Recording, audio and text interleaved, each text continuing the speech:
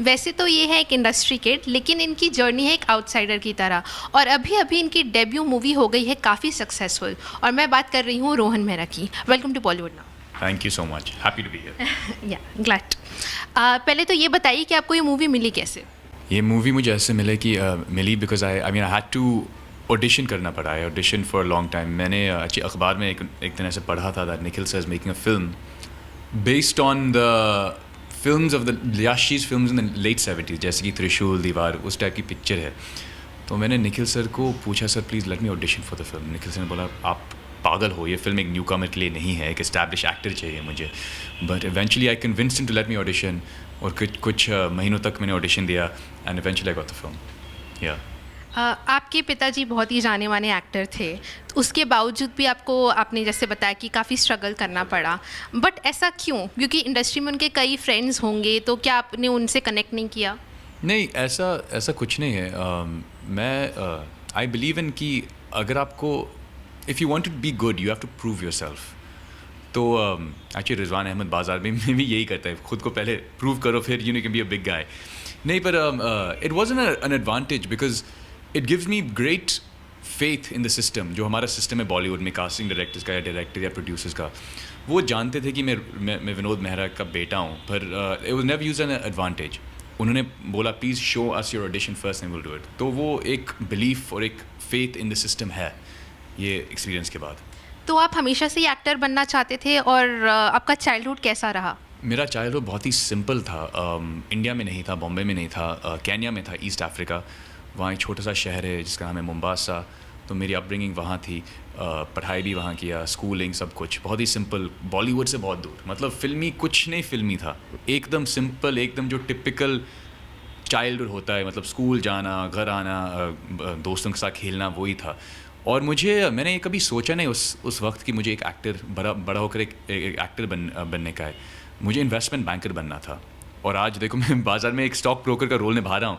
तो it's very strange जी। बहुत ही interesting बात लगी बाज़ार में कि जो आपकी एक्सेंट और डिक्शन थी, कोई नहीं कह सकता था कि आप आउट ऑफ इंडिया से आए हैं, तो उस पर आपने कैसे काम किया? Thank you so much, that's a very big complement. नहीं, उस पर बहुत काम किया, कुछ वर्कशॉप्स किए हैं with dialect coach, with Nikhil sir as well, Gaurav के साथ भी। नहीं, वो बहुत मेरे लिए वो बहुत इंपॉर्टेंट था। जो कैरेक्टर का जो कैरेक्टराइजेशन है, वो कहाँ से है, वो बातचीत कैसे करता है, उसके मैनरिज्म्स कैसे हैं। तो as an actor you have to, what you are in real should be different to what you are in screen. So I just really worked on that. What's the best compliment that you have received till now for your performance? Wow. I think just anyone saying that it doesn't feel like it's my first film. That's the biggest compliment. Or more so because I'm working with so many established names and such a big star like Saif sir. So that was a very big compliment, yeah. जैसा कि आप जानते हैं कि हर तरह बात होती है कि नेपोटिज्म फैला हुआ है, ये वो, बट आपको लगता है कि नेपोटिज्म है बॉलीवुड में? क्योंकि आप तो बाहर से आए थे, लेकिन जो यहाँ पे पले बड़े, आपको लगता है उनके लिए आसान है? नहीं, शायद आई थिंक नेपोटिज्म डेफिनेटली है, हर एक इंडस्ट्री में होता है, बॉलीवुड में होता है, बिजनेस में होता है, हर इंडस्ट्री में होता है। पर मेरे साथ ऐसे कभी हुआ नहीं। शायद नेपोटिज्म ये होता है कि आप किसी के बेटे हो सकते हैं, पर that's not nepotism. Maybe nepotism is personal relationships. तो मेरे वो पर्सनल रिलेशनशिप्स थे ही नहीं। I have to make my own relationships now जी। आपके अपने पिता की सबसे फेवरेट फिल्म कौन सी है? बहुत सारे हैं, क्या बोलूँ। आई थिंक घर, रेखा जी के साथ, बेमिसाल, ऋषिकेश मुखर्जी की बेमिसाल, और बेमिसाल के अलावा शायद अनुरोध, उनका किरदार अनुरोध में मुझे बहुत पसंद है, बहुत अच्छा कैरेक्टर है। आप अपने पिता की फिल्म्स देखकर उनसे कुछ एक्टिंग टिप्स, अपने दिमाग में कुछ नोट्स रखते हैं? मे बी एक्टिंग टिप्स नहीं, पर एक जो स्क्रीन प्रेजेंस होता है, जो ऑरा है, कि वो हमेशा आप विनोद मेहरा को देखते थे और यू थिंक दैट यार वो एक बहुत अच्छा आदमी है, he is very classy, gentleman type का। तो दैट या अनफॉर्चुनेटली आप अपने पिता को कभी देख नहीं पाए, तो सबसे ज़्यादा मुश्किल घड़ी क्या थी? क्यों जब आपके पिता आपके साथ में नहीं थे, तो कुछ ऐसे इंसिडेंट्स जो आपको अभी भी याद हो कि काश मेरे पापा होते? नहीं, actually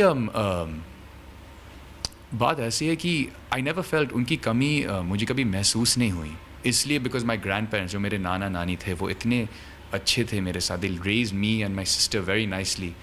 my mom was like, एक मॉम भी थी, एक फादर भी थी।